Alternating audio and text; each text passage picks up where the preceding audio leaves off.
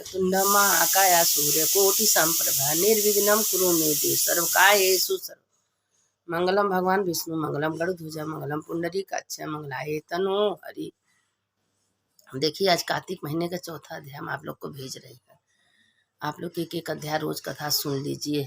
कैसे कथा सुनने का बहुत बड़ा महत्व है, नहाने से ज़्यादा कथा सुनने का महत्व है। तो नारद जी बोले, ऐसा वह विष्णु भगवान मत्स्य रूप धारण करके विंध्यवासिनी कश्यप ऋषि की अंजलि में पहुंच गए। तब उन ऋषियों ने दया करके उस मछली को अपने कमंडलू में रख दिया। वह जब कमंडलू में न अट सकी तो कुएं में डाल दिया, और जब उसमें भी न समाई तब तालाब में, और तब तालाब में भी नहीं अटी तब फिर समुद्र में डाल दिया।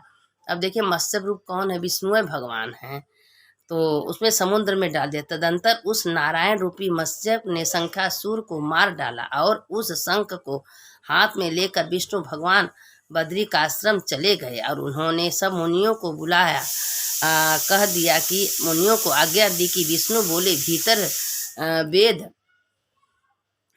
वेद बिखर गए हैं, उनको तुम ढूंढो। बहुत शीघ्र रहस्य समेत वेदों में जल के मध्य से लाओ, तब तक मैं देवताओं समेत प्रयाग में ठहरा हूँ। नारद जी बोले, तदंतर तपो बल युक्त सब मुनियों द्वारा बीज और यज्ञ मंत्रों सहित सब वेद निकाले गए। उससे जितना जिसने पाया उतना उसने नाम प्रसिद्ध हुआ। हे राजन, जब से उस भाग वही ऋषि हुआ। इसके बाद जब मुनीश्वर प्रयाग गए और पाए वेदों को विधाता सहित जो भगवान की उनको दिया, संपूर्ण वेदों को पाकर ब्रह्मा ने आनंद युक्त से ऋषिगण के साथ अश्वमेध यज्ञ किया। यज्ञ के अंत में देवता गंधर्व, यक्ष, सर्प और वहाँ के सभी भूमि में दंडोत प्रणाम करके प्रार्थना करने लगे। सभी प्रार्थना करने लगे, भगवान से प्रार्थना करने लगे कि हे भगवान, सब वेद चुरा ले गए हैं। सारे राक्षस सब वेद समुद्र में जाके छिपा दिए थे। देवता बोले, हे देवों के देव स्वामी, हमारी प्रार्थना सुनिए, यह हमारे आनंद का समय है। आप वर देने वाले हो। इन ब्रह्मा ने नष्ट हुए वेदों को इस स्थान से फिर से पाया है, और हे भगवान, हमने आपके प्रसाद से यज्ञ के भाग पाए हैं। इससे हे महाराज, आपके प्रसाद से यह स्थान अर्थात प्रयाग पृथ्वी में अति श्रेष्ठ पुण्य को बढ़ाने वाला और मुक्ति को देने वाला माना जाएगा। देखिए प्रयाग में, इसलिए प्रयाग का कितना बड़ा महत्व है कि प्रयाग में सारे वेद मिले। दान से महापवित्र, ब्रह्म हत्या आदि से निर्भीत करने वाले और दान को अक्षय करने वाले हो, यह वर हमको आप दीजिए। विष्णु बोले, हे देवताओं, जो तुमने कहा यह मुझे भी समस्त तथास्तु तथास्तु। मैंने तुमको मनवांछित वर दिया। ब्रह्म क्षेत्र के नाम से प्रसिद्ध यह स्थान सबको सुलभ होगा। सूर्य वंश में उत्पन्न राजा भागीरथ यहाँ गंगा लावेंगे। वह गंगा यही सूर्य की कन्या कालिंदी अर्थात यमुना जी से सहयोग को प्राप्त होगी। यहाँ ब्रह्मादि तुम सब देवता मेरे पास वास करोगे। यह तीर्थराज नाम से प्रसिद्ध होगा। देखिए प्रयाग का कितना बड़ा महत्व है कि कालिंदी, देखिए कृष्ण भगवान की पत्नी बनी और कहीं कि गंगा तुम यहाँ लाओगे, तो ये आप लोग को तो लग रहा है कि समझ में आता होगा। तब दान, व्रत और होम और पूजा आदि क्रियाओं अनंत फल देने वाला और मेरी समिता प्रदान करने वाली होगी। अनेक जन्मों के किए हुए ब्रह्म हत्या आदि पाप सब तीर्थ के दर्शन से तत्काल नाश हो जाते हैं, और धीर पुरुष मेरी सन्निधि अर्थात मेरे समीप देह छोड़ेंगे तो फिर भी जन्म नहीं लेने वाले ये मनुष्य मेरे शरीर में प्रवेश करेंगे अर्थात मुक्ति पावेंगे। जो यहाँ अपने पितरों के निमित्त स्वार्थ करेंगे उसके सब पितर मेरी स्वरूपता को प्राप्त होंगे। यह समय भी मनुष्य को महापुण्य का फल देने वाला होगा, और मकर के सूर्य आने पर स्नान करने वाले पुरुष के पाप का नाश करेगा। माघ मास में मकर के सूर्य आने पर प्रातः काल स्नान करने वाले मनुष्य के दर्शन से ही पाप ऐसे दूर हो जाएंगे जैसे सूर्य से अंधकार दूर हो जाता है। माघ में मकर के सूर्य आने पर स्नान करने वाले को मैं सायुक्त, सामित और सायुक्त ये तीनों प्रकार की भुक्ति प्रदान करते हैं क्रमशः देता हूँ। हे मुनीश्वर, तुम सब मेरा वचन सुनो। सर्वव्यापी मैं बद्री वन में सदा रहता हूँ और स्थानों में 100 वर्ष तक जप करने से जो फल प्राप्त होता है वह तुझे वहाँ एक दिन में सदा प्राप्त होगा। जो श्रेष्ठ उस स्थान का दर्शन करते हैं वे जीवन मुक्त हैं और कभी उनमें पाप नहीं रहता। सूत जी बोले, देवों के देव ही भगवान देवता से ऐसे कहकर ब्रह्मा समेत वही अंतर ध्यान हो गए और इंद्रादिक सब देवता भी अपने वश अपने अंशों से वहाँ स्थित होकर अंतर ध्यान हो गए। जो उत्तम प्राणी शुद्ध चित्त से यह कथा सुनेगा या सुनाएगा वह तीर्थराज अर्थात प्रयाग और बद्री वन में जाने से जो फल मिलता है उसे पावेगा। देखिए इतनी बड़ा महत्व है कथा का कि कथा जो सुनेगा सुनाएगा, जितना बद्रीनाथ जाने का पुण्य मिलता है उतना ही कथा में मिल जाता है। अब देखिए कार्तिक महीना का तो इससे बहुत बड़ा महत्व है। कार्तिक में एक बूढ़ा थी, हमेशा कार्तिक महीना जब आता था तो 1 महीना के लिए गंगा जी चली जाती थी नहाने के लिए प्रयाग में। तो शालिग्राम रखी थी तो अपने बहू से कही कि बहू हम जा रहे हैं, मेरे शालिग्राम को तुम भोग लगाना, पूजा करना। तो कहे ठीक है। अब उसको बेचारी को तो जो आता था अपना सोची कि माँ जी भोग लगाती है, भगवान खा लेते हैं। अब उसने भोग लगा के रख दिया, उसी तरह पड़ा रहा। फिर तो कहें क्या प्रभु, हम ठीक से आपको भोजन नहीं खिला रहे हैं, माँ के हाथे से तो आप खा लेते हो, हमसे क्यों नहीं खाते हो? 1 दिन बीता, 2 दिन बीता, तो कह दिया आप नहीं खाओगे तो हम भी नहीं खाएंगे। अब ऊपर से भगवान विष्णु लोक से देख रहे थे कि मेरा कौन पूजा करेगा, बेचारी को कुछ हो जाएगा, ये निर्छल है, इसके मन में कोई पाप दोष नहीं है।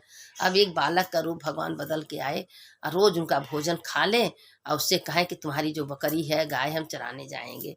तो कहे नहीं नहीं, तो आपको जाएंगे तो आपको कहे नहीं, तो कहे चरा के आते तो कहे एक कालिंदी अगर बना हो तुमको दूध रोटी दे दो, मेरे बहुत तेज भूख लगा, भाली वाली दूध रोटी दे खा।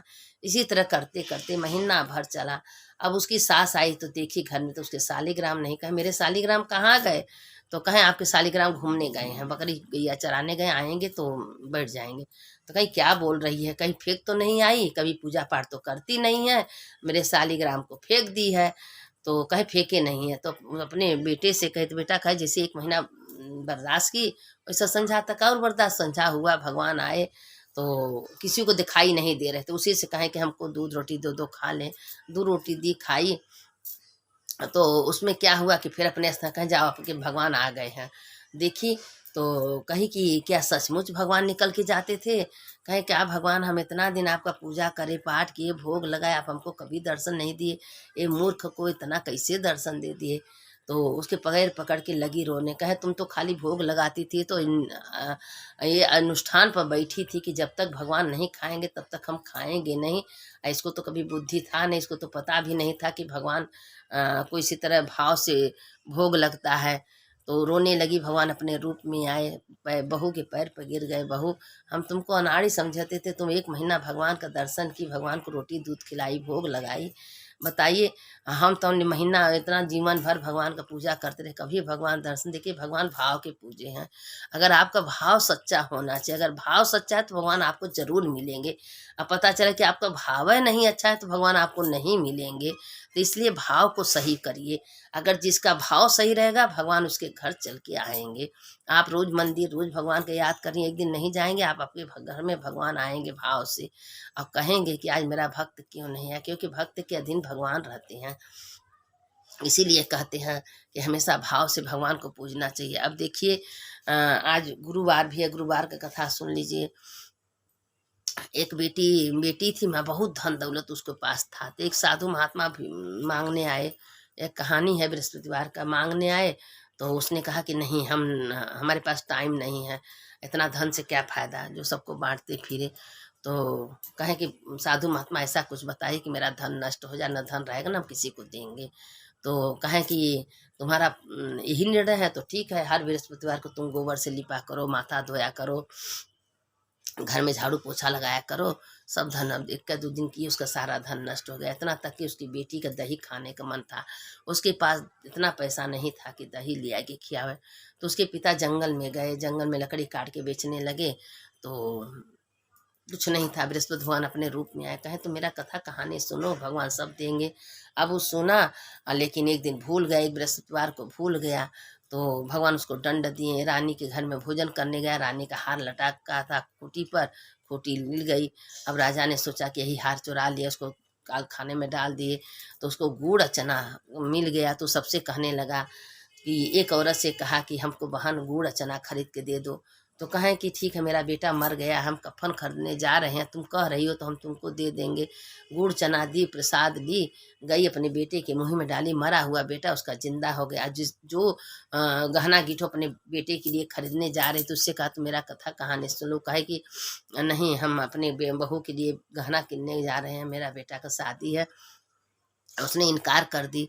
अब घोड़ा पर बैठा उसका बेटा, ऐसा घोड़ा पर छाड़क मार के गिरा कि उसका बेटा मर गया। अब लगी हाय हाय कह के रोने।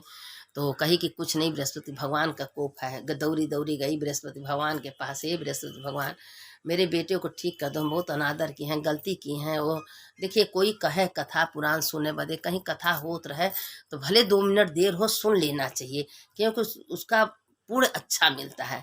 अगर आप कथा नहीं सुन रही हैं, अपमान कर रही हैं, तो पाप का भागी भी बनेंगी। अब उसने जब सुनी, जल्दी आके दी अपने बेटे को, तो उसका भी बेटा जिंदा हो गया बृहस्पति भगवान की कृपा से। तो इसीलिए कहते हैं कि बृहस्पति भगवान का कथा कहानी कम नहीं है। इसीलिए सीता माता जब बैठती थी तो सबको बुलाती थी कि आइए मेरा कथा सुनिए। लेकिन जब जो इनकार कर दिया था, उसका कर्म फूट जाता था। जो सुनता था, उसके घर में धन धान रुपया पैसा सब कुछ भर जाता था।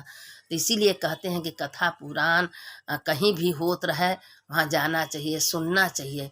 कथा से ही आत्मा की शुद्धि होती है। पेट से तो लोग भोजन भरते हैं, और कथा से जो क्या है कि आत्मा का ज्ञान होता है। तो जो ऐसा करता है, उसके घर में सुख शांति समृद्धि आती है। बृहस्पति भगवान उसके घर में सुखी देते हैं, उसके घर में सब कुछ भर देते हैं। तो इसलिए कथा पुराण व्यर्थ नहीं जाता। आज करवा चौथ है, अगर आप लोग को तो हमारे ख्याल से सबके पास किताब होगा, कहानी सबको मालूम है, इसीलिए हम कथा क्या कहानी नहीं भेज रहे हैं। लेकिन हाँ, ये है कि उसके पास किताब उताब तो सबके पास रहता है, सब अपना सुन लेता है। तो हम कार्तिक महीने का एक अध्याय रोज आप लोगों को भेज रहे हैं, और उसको आप प्रेम से सुन लीजिए। और देखिए, थोड़े सा भेजते हैं, ज़्यादा नहीं, लेकिन उतने सुन लीजिए, उतने में भोलेनाथ कृपा कर देंगे। और जिसके घर में तुलसी का पेड़ रहता है, शालिग्राम रहते हैं, उसके घर में 33 करोड़ 33 कोटि देवी देवता घर में आके वास करते हैं। इसलिए कि उसके घर में जहाँ तुलसी का पेड़ होता है, जहाँ शालिग्राम होते हैं, 33 कोटि देवी देवता अपने आप उसके घर में चले आते हैं। उनका आचमन जो करता है, जल लेता है, उसके हृदय में भगवान हमेशा विष्णु भगवान वास करते हैं। तो इसलिए तुलसी माता मामूली नहीं है। तुलसी का पूजा करिए, दोनों टाइम दीप दान करिए, आप अपने आप 33 कोटि देवता का दर्शन पूजा हो जाता है। तो ये कथा सुनने वाले की जय, सुनाने वाले की जय। जो कथा सुनाता है उसका भी जय होता है, जो सुनता है उसका भी जय। तो इसीलिए कहते हैं, जो हम भेजते हैं आप लोग उसको सुन लीजिए, दूसरों को भेजिए, उसको लाइक करिए, सब्सक्राइब करिए, कमेंट में लिख दीजिए कार्तिक महात्म की जय, ऐसे लिखिए, हमको अच्छा लगेगा, ताकि आप लोग को अच्छा लगता है। चलिए, सुनने वाले की जय, सुनाने वाले अच्युतम केशवम राम नारायणम कृष्ण दामोदरम वासुदेवम हरिम श्रीधरम माधवम गोपिका वल्लभम जानकी नायकम रामचंद्रम भजेहम। हर हर महादेव, घर घर महादेव। सुनने वाले की जय। सुनन कार्तिक में ऐसे कथा कहानी भजन कीर्तन करना चाहिए। भगवान हमेशा विष्णु भगवान बहुत खुश रहते हैं।